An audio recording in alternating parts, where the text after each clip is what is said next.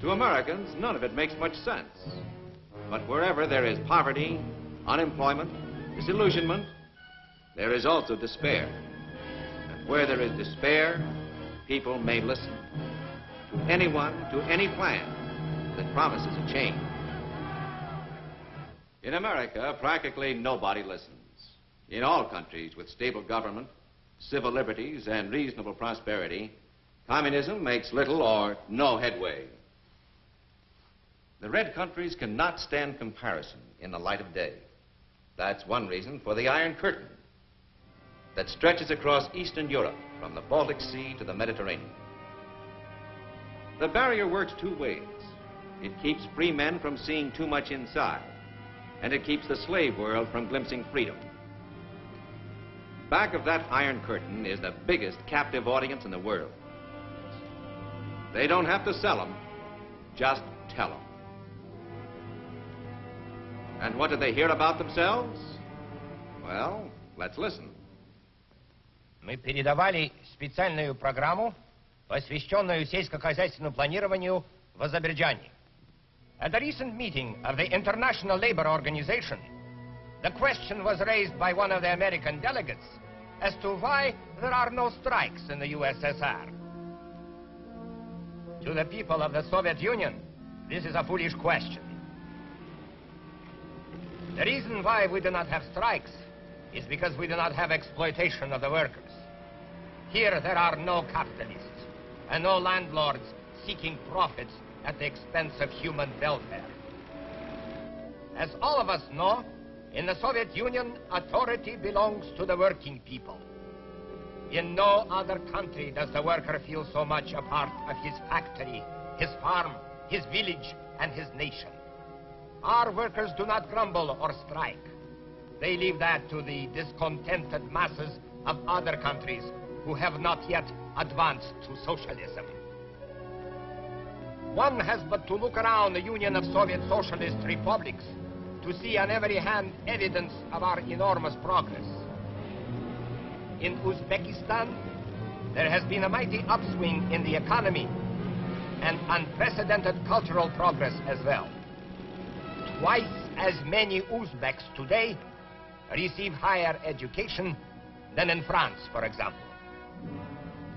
In Czechoslovakia, household appliances and motorcycles have ceased to be the goods exclusively for the rich.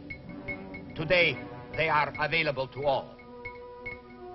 In Byelorussia, the people have received all equipment necessary for boosting agriculture, such as tractors and machines. We are a nation of happy builders in a blossoming land. You get the picture? For the people around Moscow, they say everything in Uzbekistan is wonderful. For the people in the Euro region, they say everything in Czechoslovakia is wonderful. For the people in the Ukraine, Byelorussia is a blossoming land.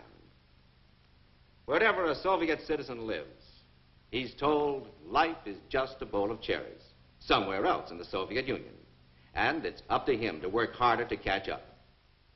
As for America, the Soviet people are told that conditions here are hopeless. In their theaters, the Soviets see newsreels made up especially to show the terrible truth about us. This is America of the big capitalists. Wall Street with its big, impressive buildings. But this is the real America, where the workers live. Since they are underpaid, they must eke out a few pennies extra by peddling fruit on the streets. Almost every day in America, you will see police and goon squads attacking the workers who try to strike. But for the wealthy class, there is not a care in the world. Did you recognize those old newsreel scenes? You know how typical they are of America. As for the Soviet soldier, he is also a prime target for the Kremlin propagandists. The Soviet soldier's head may be full of propaganda, and his ears may be ringing with lies, but he's still a soldier, and a tough one. In all his life, he will never hear the truth about the other side. I said a moment ago that we're slandered by the Reds everywhere in the world, and we are. But every once in a while, the Kremlin changes the script. In the last 40 years, Russia's official attitude toward us has changed from friendship to hatred, back to friendship, and back to hatred again, no less than 8 times. It all depends on the party line. In the crazy world of communism, today's friend is tomorrow's enemy. Today's hero is tomorrow's traitor.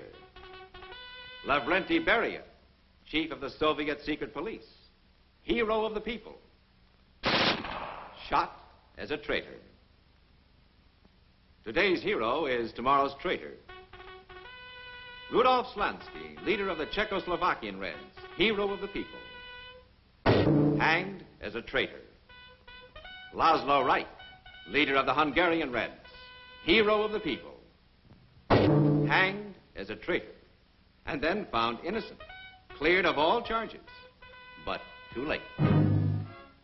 And here is the hero of heroes, genius, the benevolent father of all the Russians, who has been declared the greatest traitor of them all, the psychopathic murderer, after being hailed as a godlike leader for 30 years.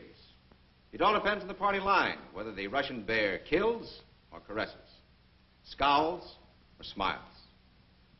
And when the Reds start calling us their best friends, look out. That's what they said to us in some of their broadcasts over in Korea, and in these leaflets they drop behind our lines. All of a sudden, they're our buddies.